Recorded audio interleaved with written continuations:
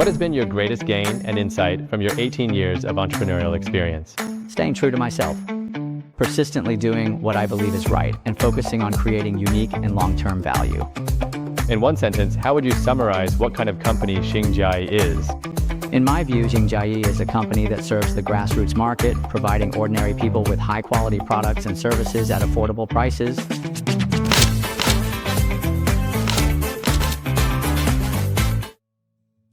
I'm very happy to be here today on this special day, the 18th anniversary, to chat with Mr. Wu about the story of Xingjia over the past 18 years.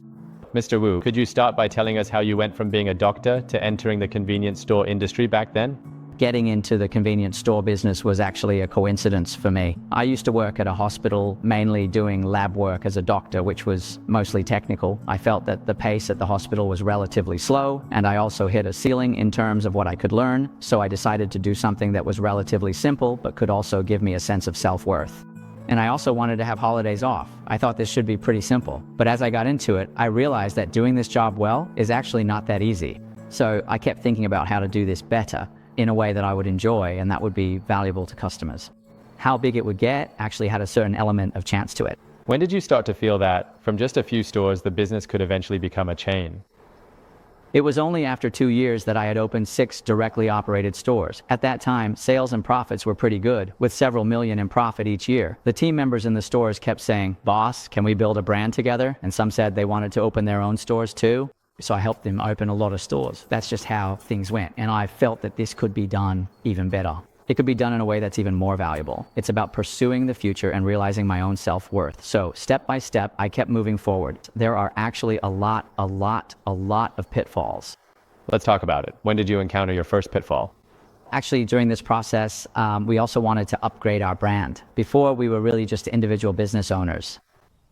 After that, when we started, things actually went very smoothly. But when we really began to do chain operations, at that time, a lot of things related to logistics, products, and systems ended up being scrapped later on.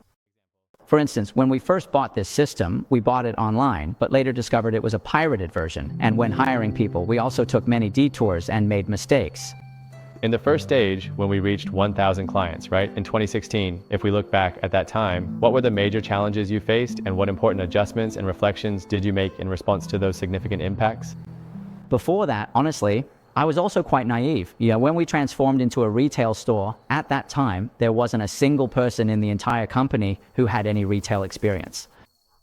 So at that time, what did we do? We went out and saw stores like 7-Eleven, Lawson, and Family Mart, communicated with them, and also visited many convenience store brands abroad. It was only then that we realized this small store format existed and that there was actually an industry called convenience stores. There were so many international brands like this, and I thought this was a great direction for the future. I really looked forward to it, thinking that this concept had a great image and customers liked it too.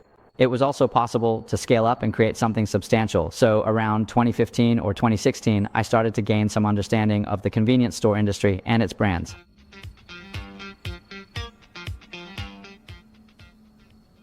So what did you do next in 2015 and 2016? It was based on this longing for such stores and brands. At that time, we contacted I4 in Taiwan to consult with them. Their team of 4 was in Taiwan, and they helped us with several years of renovations here. At that time, they helped us sort out the new store layout, brought over the convenience store experience from Taiwan. Of course, once it was done, both the layout and the atmosphere actually felt pretty good. But if you don't count the money part, it's a very, very interesting and also very realistic challenge. Up to today, I definitely haven't given up on that dream.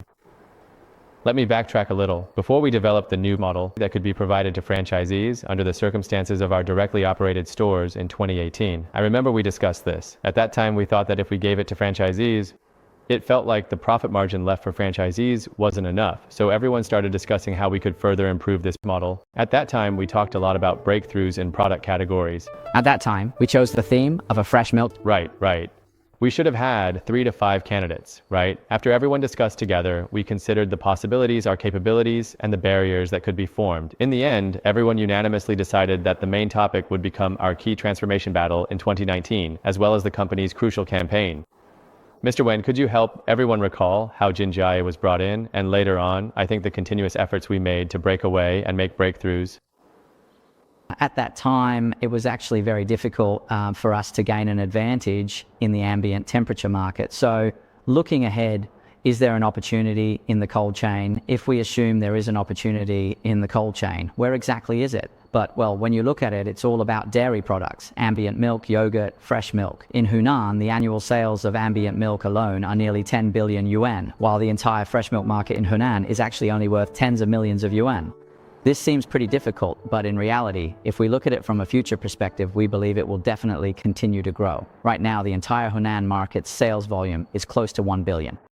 In the entire Hunan market, our share is actually about 30% to 40%, including compared to our peers. Our fresh milk in the whole Hunan market and across all retail channels still holds an absolute advantage. When it comes to convenience stores, because this is actually one of the oldest retail sectors to develop in China, at the same time, it has two sides. There's the thriving local franchise model and also the Japanese-style franchise model. But actually, in the past couple of years, both have faced quite a lot of pressure. So everyone's impression of convenience stores as a whole has become, well, it seems like convenience stores have already passed their peak period of development. But on the contrary, I think that in recent years, Xinjiayi's same-store sales have been growing by double digits every year. I believe that anyone in retail or chain operations would still be quite surprised by these numbers. So, Mr. Wu, maybe you can talk a bit more. Today, we also call Xinjiayi's convenience stores, but I also know that actually in many markets, and for us as well, Xinjiayi does more than just convenience stores, right? In recent years, convenience stores across the country have indeed been under a lot of pressure. To be honest, it's precisely because the market is different and customers are changing that. For a small company like ours, we have to think independently. How can we do that? Serve our customers well, help our franchisees make money, and improve the efficiency of the entire supply chain. When things got really tough, we had to let go of ourselves, abandon all our previous convenience store experience, and start thinking from scratch. For example, take Japanese convenience stores. Their philosophy is convenience first, quality second, and price comes last. But in places like Japan and Taiwan, people have much higher incomes. A convenience store clerk in Japan can buy 10 to 20 times more coffee with an hour's wage. But for a 7-Eleven employee in China, their hourly wage can only buy 1 to 2 cups of coffee. Clearly, this kind of consumption model doesn't work here. Japanese-style or Japanese-inspired convenience stores are essentially serving wealthy people. But why would wealthy people go to convenience stores? They can drink Miltai, they can have Starbucks. Why would they choose to go to a convenience store? So in this regard, it actually becomes a niche market. For us, even if we're talking about wealthy people, it doesn't concern us, and we don't have any advantage in big cities either. So how can we serve ordinary people with less spending power in medium or small cities? Let them enjoy better quality food and drinks at lower prices. For example, our iced Americano is only 4.9 yuan. So in this respect, customers are just regular people, and this way their consumption becomes more affordable and convenient. They don't even need to check the price. This is what we hope consumers can experience. For example, our fresh milk was priced at 10.9 yuan per jin, while other brands were generally priced at 10 yuan or even higher. For instance, if you drink a bottle of milk, that's 10 yuan gone, and then you work for another half an hour. This could be a daily expense. So we go back to the question, who are we trying to benefit? What kind of value are we providing? And specifically, what kind of products, quality, and price are we offering? How do we ensure this? I think whether it's consumers or franchisees, the key is whether we can truly be customer-centric and implement the most fundamental things. If we're only thinking about what we want to become or how much money we want to make, if franchisees aren't customers directly competing with us, but we can genuinely serve them much better, then they can also certainly vote with their money and their continued support. Then we have a chance.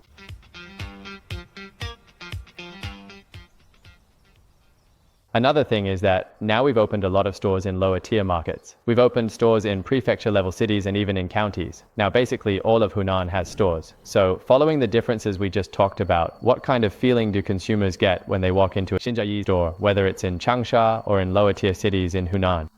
Actually, there's still a big contrast between our stores in Changsha and those in county towns. For example, in Changsha, we really focus on quality. There's not much difference between everyone. We have Sam's Club, Hema, 7-Eleven, Lawson, most of them are here. In terms of price, some of our products are relatively more competitive, and our locations are definitely the most convenient. But overall, it's a more affordable option. This is even more convenient. But when it comes to county-level cities, a lot of things are only available at Xinjiangyi. For example, fresh milk, HPV juice, Americanos for just 4.9 yuan, even iced cups, and 24-hour night service. We're open day and night. We're the brightest spot in the county, and whether it's cold or hot, we offer the warmest service. Our cold chain sales account for over 50% of total sales. We also have nighttime sales specifically for the night, high delivery sales, high cold chain sales, both are even higher at night. In terms of our stores, the average area is over 100 square meters. All the renovations and equipment use the best quality. Our sales are about the same as the hottest selling stores, but our year-on-year growth can reach more than 10%, even over 20%, which is much higher than usual, and the rent is just a few thousand yuan per month. Many consumers in county-level cities have never personally seen these specific products in person, or perhaps they have indeed encountered them, but they simply cannot readily purchase them. So we might become the very first and primary place where they can actually acquire and purchase these valuable products. The best quality on site. There's something I want to say. Right? I've noticed that people compare me to channels like Hema and Sam's Club. So actually, from your perspective, our current competition isn't just limited to a certain scope anymore. Not just among convenience stores in the same industry. Actually, at its core, it's about providing food and drinks to consumers. It's not really about competing with convenience stores or with retail, but about serving our customers. How can we do that better? That's right. In fact, when looking at this industry, people aren't just viewing themselves in terms of competition with other convenience stores. Instead, in this market, whether it's restaurants, tea shops, coffee shops, or even supermarkets, basically all kinds of food businesses, when consumers are looking to meet their needs, how can we also become one of their ideal choices? In lower tier markets, consumer preferences change rapidly, and their industries actually can't keep up. For example, our coffee, like lattes, is made with fresh milk, whereas other brands definitely use ambient milk instead, because they simply can't manage daily cold chain logistics like refrigeration and freezing. But is there consumer demand? Of course there is. But you can't charge more. What you need to provide is something fresher and of better quality. But the price can't go up. It has to be cheaper and better. 我来啊，这应该是刚好调起来。来，干杯！祝新佳怡未来下一个18年更加精彩。一定一定，谢谢。